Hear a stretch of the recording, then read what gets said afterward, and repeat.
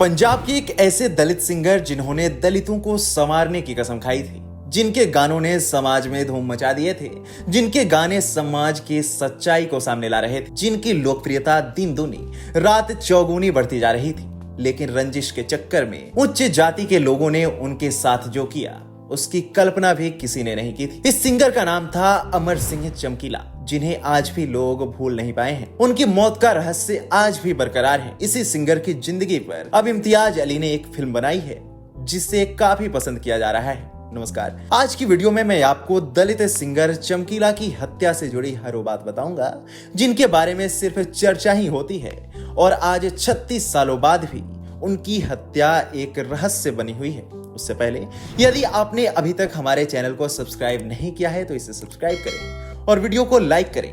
दरअसल सिंगर अमर सिंह चमकीला की बायोपिक फिल्म चमकीला 12 अप्रैल को नेटफ्लिक्स पर स्ट्रीम हो गई। फिल्म में चमकीला का किरदार पंजाबी गायक और अभिनेता दिलजीत दोसांझ ने निभाया है और उनकी पत्नी अमरजोत का किरदार परिणीति चोपड़ा ने निभाया है। इस फिल्म से इम्तियाज अली 4 साल बाद निर्देशन में वापसी कर रहे हैं। इस फिल्म की कहानी भी चमकीला की मौत के दिन से शुरू होती है। गांव में मंच बनाया गया। मंच के सामने लोगों की भीड़ अपने पसंदीदा लोक गायक अमर सिंह चमकीला का इंतजार कर रही है। इसके बाद एंकर मंच से घोषणा करता है कि दिल थाम के बैठे, मंच पर आ रहा है आपका पसंदीदा गायक चमकीला। चमकीला अपनी पत्नी अमरजोत के साथ स्टेज के बाईं ओर से चढ़ रहे थे। इसी बीच कुछ बाइक सवार मंच के पास पहुंचते हैं और अंधाधुंध फायरिंग कर देते हैं। गोलीबारी में चमकीला और अमरजोत की मौके पर ही मौत हो जाती है। ध्यान देने वाली बात है कि अपनी मौत के वक्त चमकीला सिर्फ 27 साल के थे। हालांकि उनकी हत्या किसने की, क्यों की और उनकी मौत का जिम्मेदार कौन था, इसे स्पष्टता से फिल्म में भी नहीं दिखाया गया है। लेकिन इनकी मौत को लेकर कई तरह की बातें कही जाती हैं। चलिए सारे तथ्यों को बारीकी से समझते हैं। अमर सिंह चमकीला 1970 और 80 के दशक में पंजाब के सबसे लोकप्रिय गायकों में से एक थे। उनका जन्म 1960 के दशक में लुधियाना जिले के दुगरी में हुआ था। उनका असली नाम धनी राम था। अपनी पारिवारिक जिम्मेदारियों के कारण उन्हें कम उम्र में कारखानों और गायन के मैदानों में सहायकों के रूप में काम करने के लिए मजबूर होना पड़ा। खबरों की माने तो अमर सिंह चमकीला की 2 शादी हुई थी। उनकी पहली शादी गुरमील कौर से हुई थी।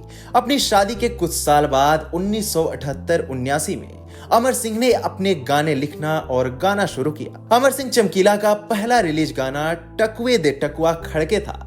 अमर सिंह चमकीला ने अपनी सिंगिंग करियर की शुरुआत में कई लड़कियों के साथ स्टेज जोड़ी बनाई, लेकिन अमरजोत कौर के साथ उनकी जोड़ी काफी हिट रही। अमरजोत कौर बाद में उनकी दूसरी पत्नी भी बनी। चमकीला अखाड़े के मंच पर गाते थे, लेकिन उस समय की बड़ी बड़ी नामी म्यूजिक रिकॉर्ड कंपनियां उनके गाने रिकॉर्ड करती थी और उसके बाद उनके ग्रामोफोन कैसेट हाथों हाथ बिक जाते थे। हालांकि चमकीला के संगीत से समाज का एक वर्ग गानों के दोहरे अर्थ के कारण उनसे नाराज भी रहता था, लेकिन चमकीला पर इसका कोई असर नहीं हुआ और वह अपने गाने गाते रहे। 8 मई 1988 को अमर सिंह चमकीला और उनकी पत्नी अमरजोत कौर को पंजाब के जालंधर के मेहसामपुर में दोपहर का एक शो करना था। इस शो के दौरान एक अज्ञात मोटरसाइकिल सवार द्वारा की गई फायरिंग में इन दोनों की मौत हो जाती है। उनकी मृत्यु को लेकर कुछ लोगों का मानना था कि चमकीला का नाम उस दौर में इतना पॉपुलर हो गया था कि इंडस्ट्री के बड़े बड़े कलाकार उनसे चिढ़ने लगे थे।